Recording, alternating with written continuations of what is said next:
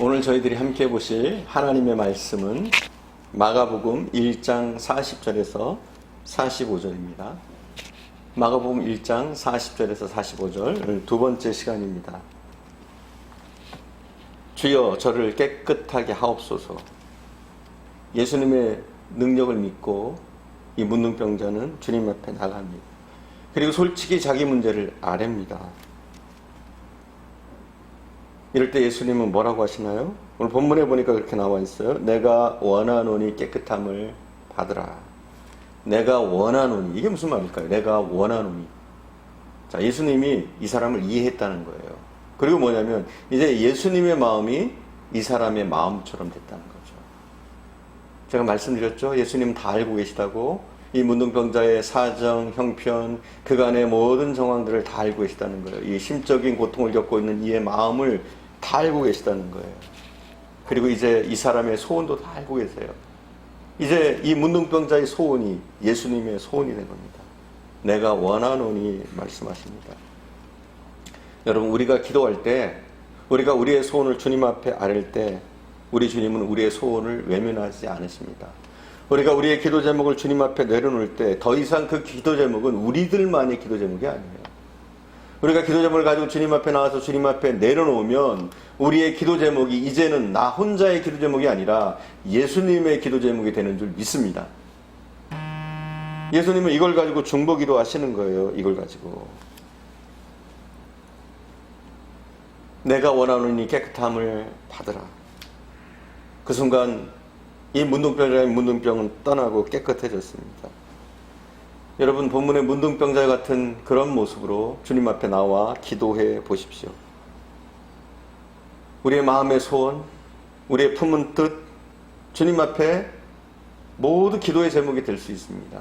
이 기도의 제목들로 주님 앞에 나올 때 우리의 기도는 응답받는 줄 믿습니다.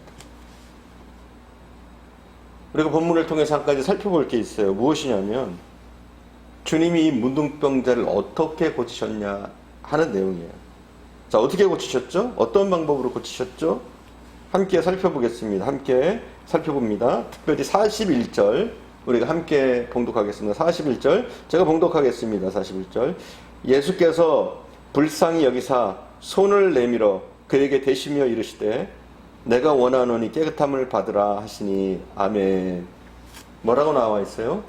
손을 내밀어, 그렇죠? 손을 내밀어 그에게 대시며 이렇게 나와 있어요. 자, 지난 시간에 제가 한번 말씀드린 적이 있어요. 예수님이 환자들을 고치실 때 고치는 방법이 여러 가지라고 말씀드렸어요. 말씀으로 고치시기도 하고 하는 여러 가지 방법이 있는데 오늘 본문의 이 문둥병자를 고치실 때는 어떻게 고치셨습니까? 네, 맞습니다. 그 몸에 손을 대셨습니다. 그 몸에 손을 대셨어요. 여러분, 이게 중요한 겁니다. 예수님이 이 문둥병자의 몸에 손을 대실 때 이 사람의 심정이 어땠을까? 이 사람의 마음이 어땠을까요? 어떤 마음이 됐을까요? 여러분 상상해 본 적 있으십니까? 어떤 마음이 됐을까요?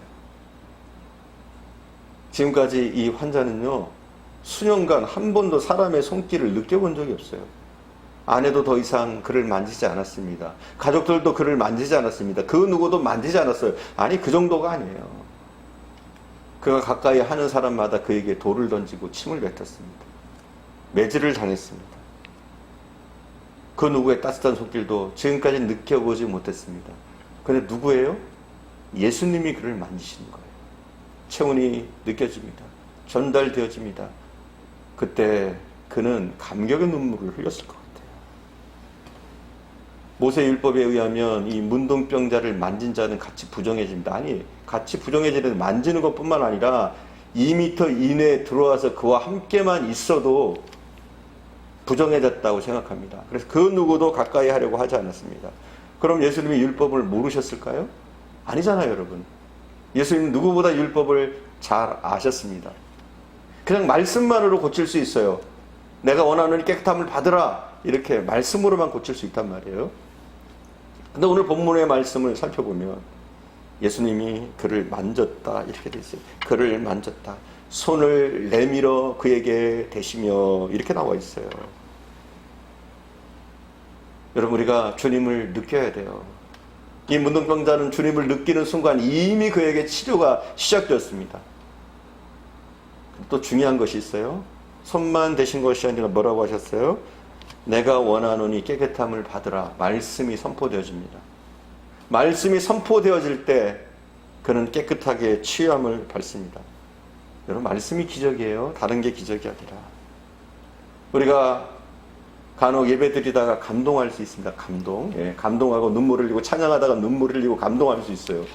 하지만 중요한 것이 있어요. 우리가 말씀 가운데로 나가야 돼요.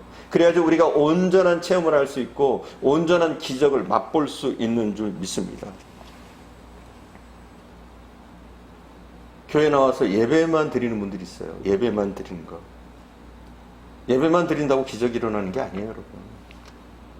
여러분, 예배도 잘 드려야죠. 예배 드리면서 딴 생각하는 사람들이 얼마나 많습니까? 조는 사람도 있고 엉뚱한 생각하는 분들도 참 많단 말이에요. 그렇게 해가지고는 우리가 은혜 받을 수 없고 기적을 체험할 수 없습니다. 교회만 왔다 갔다 해서는 역사가 일어나지 않아요. 10년, 20년, 30년 다녔어도 하나님의 말씀에 대한 깨달음이 없고 말씀을 통해서 하나님과 인격적인 관계가 이루어지지 않는다면, 또 말씀에 순종하지 않는다면 기적은 일어나지 않습니다. 하나님의 말씀이 내 마음에 부딪힐 때, 그 말씀에 순종하게 될 때 병도 고치고요, 우리의 소원이 응답되어지는 줄 믿습니다. 또 우리가 말씀을 따라 살아갈 때 흑암의 권세가 더 이상 우리를 건드리지 못하는 줄 믿습니다. 시편 107편에 보니까 이스라엘 백성을 하나님이 고치신 내용이 나와요. 시편 107편에 보니까 이렇게 나와 있어요. 107편 20절에 보니까 그가 그의 말씀을 보내어 그들을 고치시고 위험한 지경에서 건지시는도다. 뭐라고요? 말씀을 보내서 고치신다는 거예요. 말씀을 보내서 위험한 지경에서 건져주신다는 거예요. 여러분, 우리 하나님은 말씀을 통해서 이 땅을 창조하셨습니다. 말씀으로 모든 것을 이루실 수 있는 분입니다. 그러니까 이 말씀이 얼마나 중요한지 몰라요.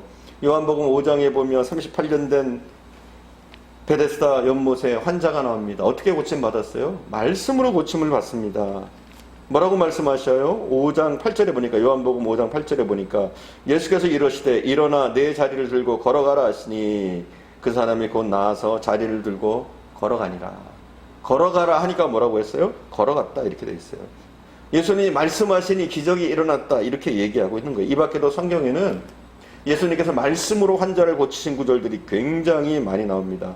손 마른 자를 고치셨고, 기머거리를 고치셨고, 벙어리를 고치셨고, 중풍병자를 고치셨고, 또 귀신을 쫓아내십니다. 뭘로? 말씀으로 쫓아내셔요.